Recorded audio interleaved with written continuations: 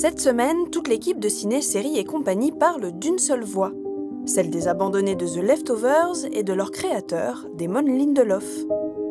La série mystique de ce petit génie de l'écriture prend fin dans quelques semaines et laissera le souvenir d'une formidable thérapie de groupe. Pendant 3 ans, le public aura suivi les questionnements existentiels d'une poignée de personnages incandescents se battant contre leur peur du vide et aura grandi avec eux. Parce que The Leftovers a l'intensité des œuvres qui changent une vie, nous vous proposons d'entrer en communion avec elle le temps d'un épisode. Merci d'accueillir le président du jury, Damon Lindelof. L'histoire du créateur de The Leftovers, c'est celle d'un enfant qui a grandi les yeux rivés à l'écran. Un petit gars du New Jersey tombé dans la série depuis son plus jeune âge, élevé au 1 rue Sésame par The Jeffersons, MASH et Chérie, fais-moi peur.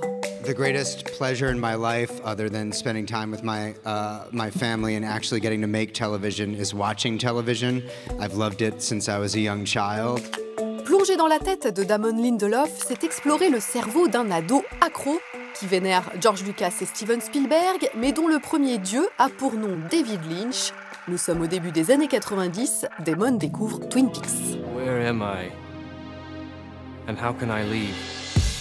Quand ses camarades de la New York University rêvent de cinéma, Damon file à LA apprendre les rouages de la télé, se gave d'épisodes des Sopranos et hante les couloirs du Comic-Con pour rencontrer Joss Whedon, le créateur de Buffy contre les vampires. Hi guys. Si Carlton Cuse, qu'il retrouvera sur Lost, lui donne véritablement sa chance en l'embauchant sur Nash Bridges, la bonne fée de Damon, la grande rencontre de sa vie, a pour nom J.J. Abrams, dont il adore la série Alias. À 30 ans à peine, Damon ouvre sa première boîte mystère, celle de Lost. Une intrigue au départ lapidaire, un avion s'écrase sur une île déserte, un pilote, le plus cher jamais tourné à l'époque, et ce en moins de 3 semaines, un network ABC qui tergiverse.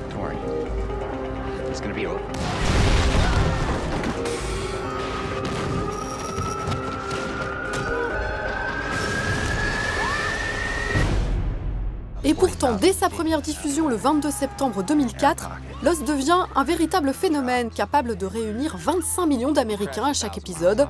La consécration pour Damon Lindelof, mais aussi un chemin de croix. J.J. Abrams quitte rapidement le navire, ou plutôt l'île, pour partir réaliser Mission Impossible 3. Damon Lindelof tente lui aussi de s'échapper à plusieurs reprises, mais restera finalement jusqu'à la fin de l'aventure. 6 saisons et 121 épisodes plus tard, il a créé un mythe et de son propre aveu, un monstre.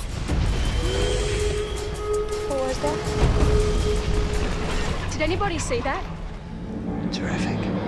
Le dernier épisode de Lost, où se résout le mystère de l'île, vaut à Damon Lindelof des mois, pour ne pas dire des années de déprime. Les fans déçus ou décontenancés deviennent hystériques et multiplient les tweets vengeurs. Lindelof tente de se justifier, mais se fait crucifier. C'est au cinéma qu'il pense trouver le salut en prêtant sa plume à une série de blockbusters de science-fiction. Un film lui redonne le goût de proposer au public des énigmes sans réponse, à la poursuite de demain. When I touched this pen, I saw this place. Pendant des mois et avec la complicité du réalisateur Brad Bird, Damon Lindelof entretient le doute autour de ce projet mystérieux, allant même jusqu'à exhiber sur le web les photos d'une mystérieuse boîte, tiens donc censée contenir des indices sur la nature du film. Au final, il nous offre un film de SF mené par George Clooney, hommage à la fois à Walt Disney et Jules Verne, qui célèbre le pouvoir de l'innovation et de l'imagination du spectateur, accepter d'y croire sans tout comprendre ou tout savoir. How is this a good idea?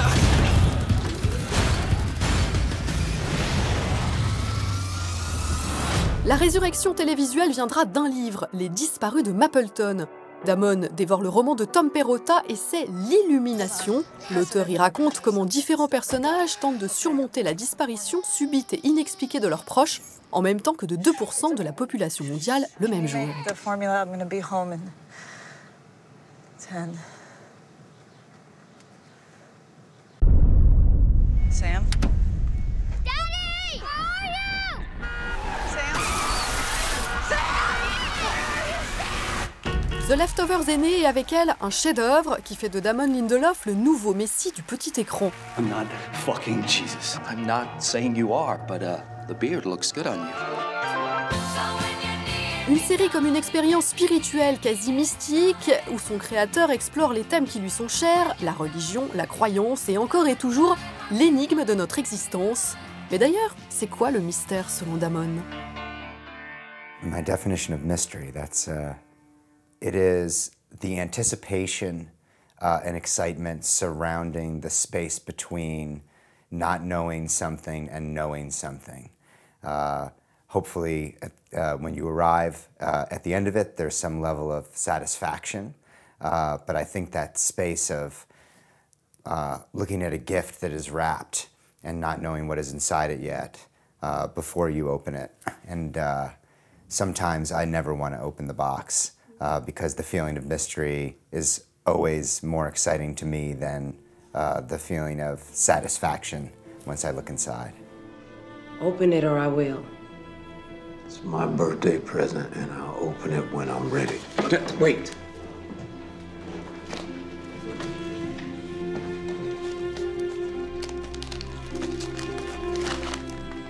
Une fois le paquet ouvert et les premiers épisodes visionnés, The Leftovers plonge son public dans un état de questionnement profond. C'est dans ce même état que Damon Lindelof regarde sa propre création se dessiner, What is it? à la fois maître à bord et spectateur impuissant. I think that anytime you are embarking on writing a new television show or telling a new story, that story is teaching you how to write it. And so that process happens again when the audience begins to watch it. The show will teach them how to watch it. Teaches them how to feel about the characters. When you first see people you don't know, am I supposed to like this person? Am I supposed to hate this person, or both? Is this a person a good person or a bad person? Do I want these two people to be together in some sort of romantic entanglement? I have an intention as the writer, but very often the show will rebel against me like a child, and it'll say, I don't want to do that. And if I ignore it and force it anyway, it doesn't turn out too well. But when I listen to the show, it tells me what it wants to be and what it wants to do. The audience will have the same process months later as they're watching it. I can be very impatient at first, and then I will hear the audience saying, when they watch that part of the show, I'm impatient, and I go, I know, it's coming.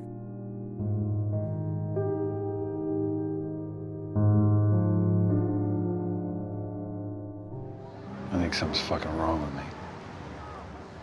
I think you're right. Why isn't it enough? Because every man rebels against the idea that this is fucking it. It does feel that the show has a consciousness of its own, and particularly because there's such an incredible collaboration on a show like The Leftovers. There's 7 other writers besides Tom Perrotta and myself, and we have very spirited debates. The writers range in age from early 20s to late 50s. It's half men, half women. There are people of color, there are gay individuals, so there's a lot of diversity in terms of background and thought in the room, and we all look at the world in wildly different ways, and we all have very impassioned arguments for why the audience needs to see the world the way that we see it.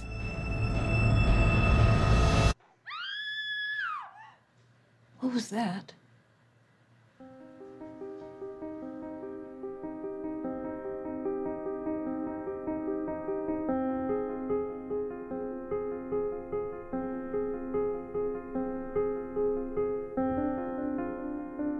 These characters are all asking very specific questions. They're all searching for something. Some of them know exactly what they're looking for, others don't. And I think that when we as writers basically know the answer, there's a huge temptation to basically say, let's give that to the characters, let's give that to the audience.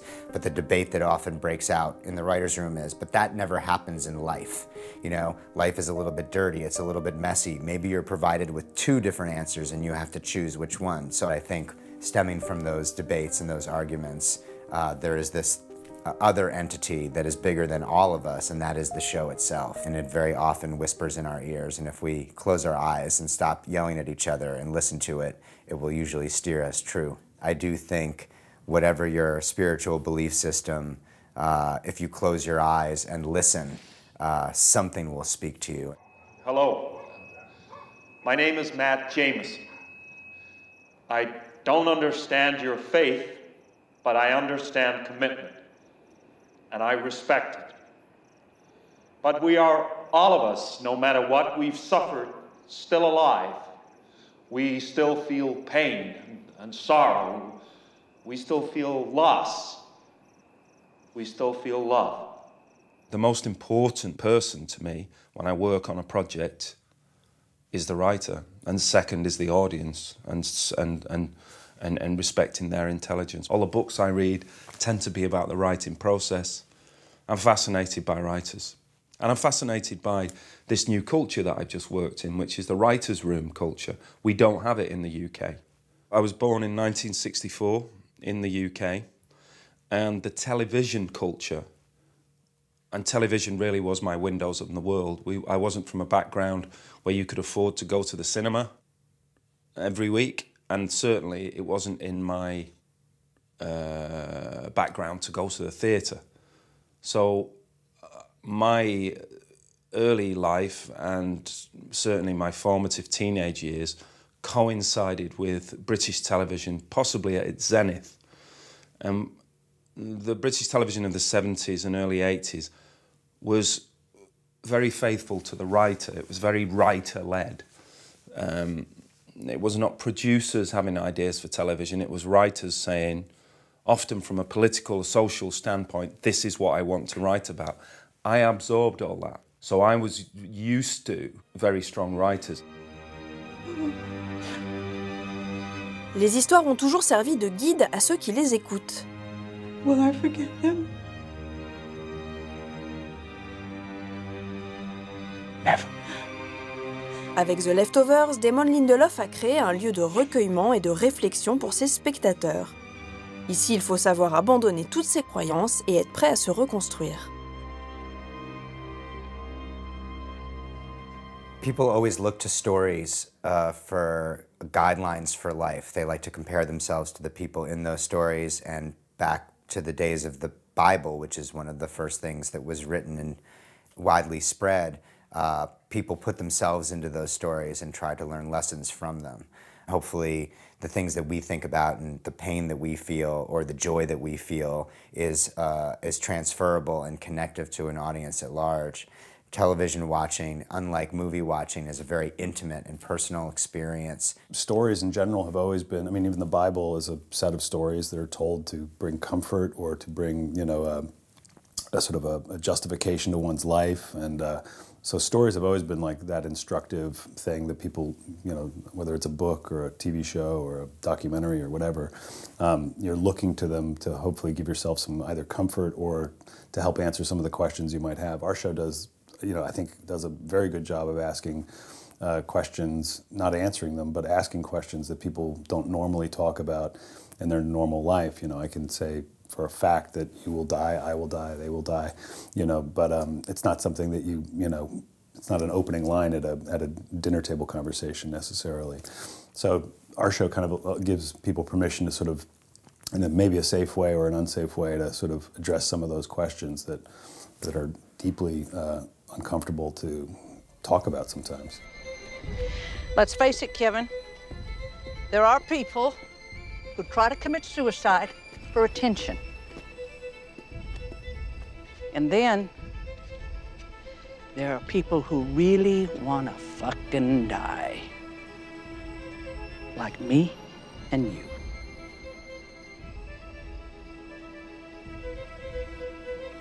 I watched you do it. And you did not hesitate, my friend. Plunk. Right into the wet abyss. And if not for an act of divine intervention, you'd be gone. I am fascinated with the idea of death, and I think that the older I get, the more intimate and experienced death becomes, because the more people I know have died. The longer you live on the planet, the more funerals you will attend, and the older you get, the closer you are to death. But I find myself oddly not as frightened of it as I was maybe 10 or 15 years ago. I also know that there's a cycle, and it's possible that I will become frightened of it again. I take no comfort in the fact that that I've sort of achieved my life's ambition in creating some television show that people will remember me by, because I always feel like, oh, I have one more thing to say, or did I say that well enough, or have I explored this too much and now I have to move on and say something else. So there's always a process of stress and anxiety, and probably when that ends, it will be time for me to lie down and never sit up again. But in the meantime, I'm so fascinated about the relationships that we have and how death basically functions as this end-all, be-all. And so this idea that anytime you're having a conversation with anyone who you deeply care about, that could be the last conversation you ever have. I lost everyone. I lost everything, you fucking fraud. You fucking liar. You're not in pain? Because if you were in pain, you would know there is no moving on. There is no happiness. What's next? What's fucking next? Nothing is next. Nothing. Dans The Leftovers, c'est la détresse de ceux qui n'ont pas disparu et qui errent dans un monde qu'ils ne comprennent plus que nous ressentons. Comme dans le livre de Tom Perrotta, Damon Lindelof ne s'encombre pas de l'élucidation du mystère. La thèse religieuse plane à la fois comme un soulagement et une menace. I have not found a lot of success attending religious services, whether it's a temple or church. There's a great connection with all the people there, but for me, it very often comes burdened with a certain level of judgment. It's hard enough how hard I judge myself and how I'm judged by the humans around me. I don't need some deity in the sky to pile on. So, but it does in many ways feel like it's a religious experience, particularly writing a show that's grappling with the larger questions of what is our purpose on earth? Why are things happening to us? Do I have to suffer in order to achieve some fundamental level of grace? These are all religious questions. And then, of course, we have a main character who dies and comes back to life, which seems like it's miraculous. And he's trying to attach some level of meaning to the experiences that he has while he's dead. But he doesn't have any guidance. How long? Were you dead? 8 hours. That's much more like the human experience, where incredible things happen to us and we're left to our own devices to try to understand why, versus someone in the sky explains to us, oh, here's why this is happening to you and you just need to do this, this, and this.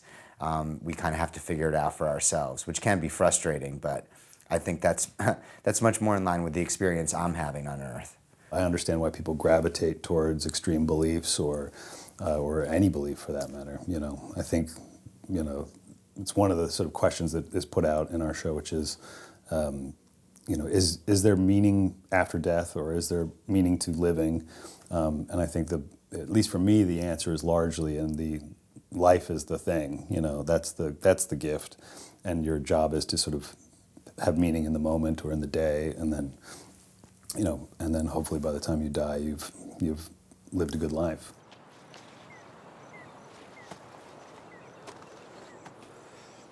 If I go to the east, he is not there. If I go to the west, I do not find him. When he is at work in the north, I do not see him. When he turns to the south, I catch no glimpse of him. But he knows the way that I take. I have not departed. Not departed from the commandment of his lips. I have treasured the words of his mouth more than my daily bread.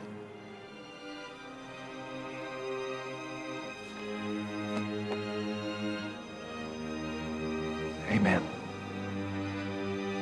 It's unusual for a show to address those issues so head-on. For instance, with a character like mine, who is so clearly identified with a figure from the Bible, Job, who is really the first existential man. He's the first man who eventually, after all his troubles, turns on God and says, "What's this all about?" What are you doing to me? And God, in an incredible passage, turns on him and says, how dare you ask me? I'm the man, I made the sea, I made the stars. How dare you even address me? Very powerful. I found it very easy to get inside Matt's skin because Matt has a sense of the truth or his truth, and I understood that. But it's very easy for me to locate the fact that priests, everybody else needs a path through life and something to cling to. I suppose if I have any sense of spiritual faith, it would be in art. So I just transferred that to Matt's faith in God. Some people believe that redemption lies in religion, and I happen to believe that redemption resides in art. Damon Lindelof et ses comédiens ont vécu la fabrication de The Leftovers comme une expérience humaine intime. Un exercice basé sur la confiance et l'échange qui a permis de façonner des personnages toujours plus touchants. I've absolute faith in Damon. He studies you. I think good showrunners look at the person that's playing that character. They watch you on and off set. And they mine you for your preoccupations. I mentioned, for instance, once to Damon, we did a rehearsal of a scene. This is very pretentious, but we did a rehearsal of a scene with Janelle, who plays my wife. And she was in a wheelchair, and I said, I believe that these two, when they were young, they loved this Yeats poem called The Song of the Wandering Aengus. And somehow Damon got hold of it and used it. He had me saying that poem to her. So there's a two-way thing. Though I am old with wandering through hollow lands and hilly lands, I will find out where she has gone, and kiss her lips, and take her hands, and walk among long dappled grass, and pluck till time and times are done. The silver apples off the moon, the golden apples of the sun. I'm sure Damon, at times, I don't think it would put necessarily me, Justin, into the role, but I think he would realize, when I was getting comfortable and then take me out of that comfort and put me into something else, and then take me out of that if I got comfortable in that and put me into another situation or scenario. I think it was, kind of a wonderful experience for me in that he didn't play to any of my strengths. He always kind of played to my weaknesses, like making me feel off-center. Do you accept Jesus Christ as your Lord and Savior? What?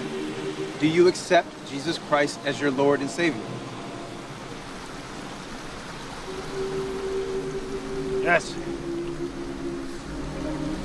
Then I baptize you, Kevin Garvey, in the name of the Father, the Son, and the Holy Spirit, buried in the likeness of his death, and raised in the likeness of his resurrection. Regarder The Leftovers et les instants de grâce de ces personnages est devenu un moment de méditation et un apprentissage de soi. La responsabilité de Damon Lindelof a dépassé celle d'un auteur pour devenir celle d'un guide spirituel. Se pose alors la question délicate de la rupture. Alors qu'il raconte l'histoire d'un groupe d'âmes abandonnées, il s'apprête à couper le cordon qui le lie à son public. For the third and final season of The Leftovers, the very first thing that the writers talked about, and it took almost 3 weeks, was what is the final scene of the final episode? How is the series going to end? And while there was a tremendous amount of agreement on what the content of that scene was, and who was in it, and what they were talking about, this fundamental issue of what will satisfy the audience, should the answers be more emotional, or should they be more philosophical, or should they just be much more direct? What is the most fair way of doing this in terms of what the spirit of the show is? The first season was based on Tom's novel, and we knew exactly what the ending of the season was going to be because it was already in the novel. And we did the same thing in season 2 with Kevin returning to his home and his entire extended family was there. And we were like, we need to get everybody into that house. That's the plot. But how do we want this to feel? You know, what are the series of events basically preceding them all arriving in that house? And so it was somewhat of a process of working backwards. I think that when you have a very clear destination on the map, then you know what you're driving towards, and every time you come to an intersection, you know which way to turn. If you don't have a destination, you never know which way to turn.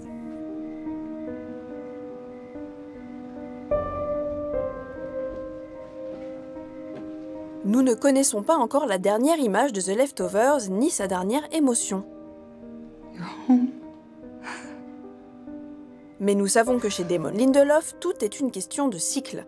La fin est un éternel recommencement, alors c'est vers le générique de la première saison, vitrine de ce que la série allait nous offrir pendant 3 ans, que nous cherchons des éléments de réponse.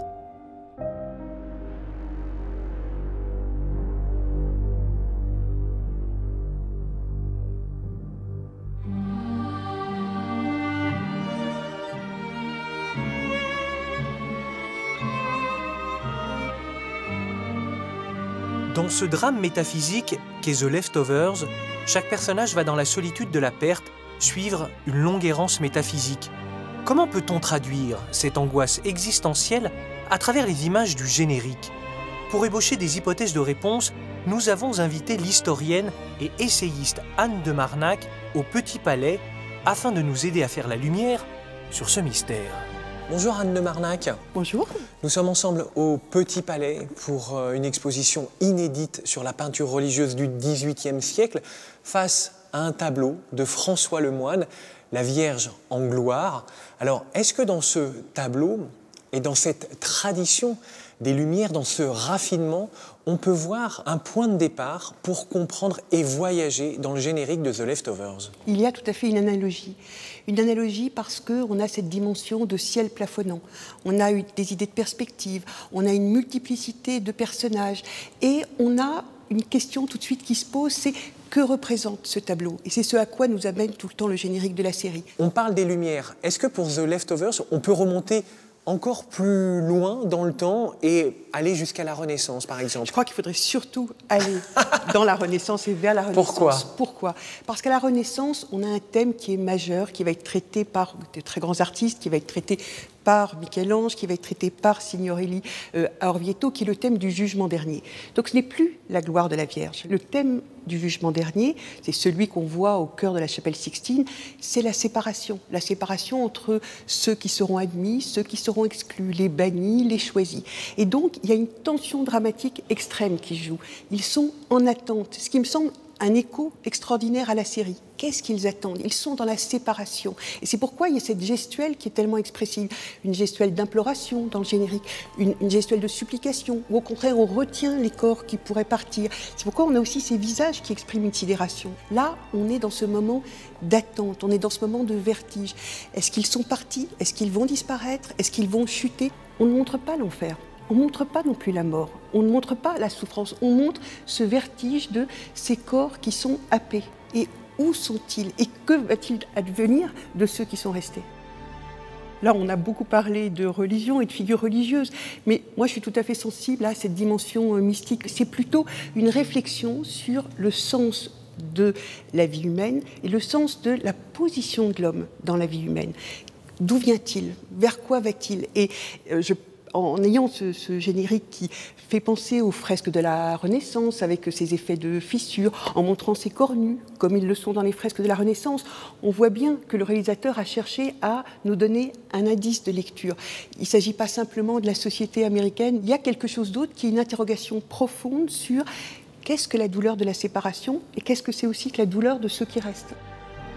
Si on regarde très attentivement le générique, on voit bien qu'à la fin, il y a quand même un effet d'envol, il y a quand même un espoir. Il y a un halo de lumière. Il y a un halo de lumière. Comme si on passait de l'ignorance à la connaissance, est-ce qu'on peut le dire comme ça? Je le vois complètement comme cela, et d'ailleurs c'est pas un hasard si dans le générique aussi, le réalisateur a choisi l'esthétique de la coupole, donc qui est évocateur de ces gigantesques coupoles comme celle qui se trouve à Rome, où il y avait toujours le puits de lumière. Donc on appelle les gens à voir, à lever les yeux pour regarder, et quand on lève les yeux pour regarder, tout change.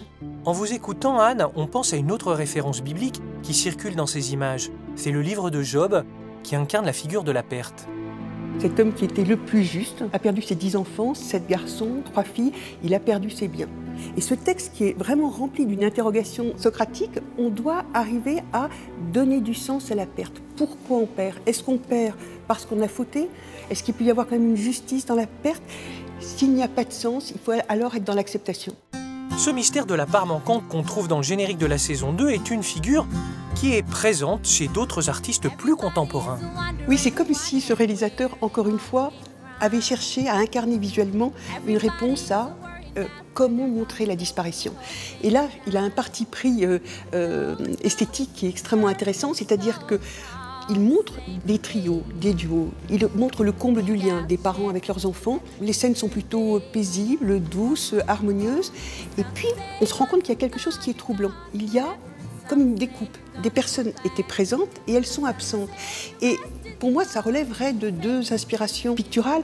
Le tracé à la craie que l'on fait quand quelqu'un a disparu et qu'il y a une scène d'identification pour les scènes de crime. Et puis, le procédé qu'a fait un artiste contemporain qui appartient à la figuration narrative, qui est Gérard Fromanger. Et Gérard Fromanger, lui, le choix qu'il fait, c'est avec des scènes avec des couleurs très fortes, ce sont des aplats de couleurs. Chez lui, ce que ça va créer, dans des paysages qui sont souvent très urbains, c'est que les gens ont perdu leur expression. On voit bien qu'il y a un côté de déshumanisation des personnes. Là, ce qui est très particulier et très intéressant, c'est que l'aplat est rempli d'une matière et on se rend compte que cette matière, c'est presque une matière cosmique. Oui, c'est une matière vivante, organique, elle est vivante. Alors on pourrait même se poser la question, qui est le plus vivant des deux ? Je voudrais qu'on termine avec le titre, ça s'appelle The Leftovers. Et on le rappelle, ça se traduit par ceux qui restent. Alors ceux qui restent, sont-ils punis? Sont-ils récompensés? Quelle sera la vérité de cette question? On n'en sait rien. La série, elle nous dit bien, il faut essayer de s'interroger, il faut essayer de comprendre, il faut essayer de se poser des questions. Et le fait qu'il n'y ait pas de réponse montre bien cet équilibre très réussi qu'il y a dans la série entre quelque chose qui est de l'ordre de l'enquête, une enquête policière, où sont-ils, que s'est-il passé, que va-t-il advenir des gens, et puis une quête, elle, qui est infiniment plus profonde et qui est une quête métaphysique.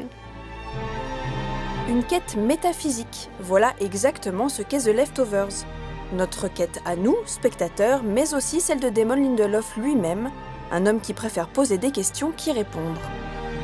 Every time I feel like I get close to the answer, I realize I know nothing. Every time I think that I have stumbled upon some indelible truth, a couple weeks later I realize that I was wrong. And so for me, it's become much more about the exploration of trying to find the answers to some of these larger themes and ideas.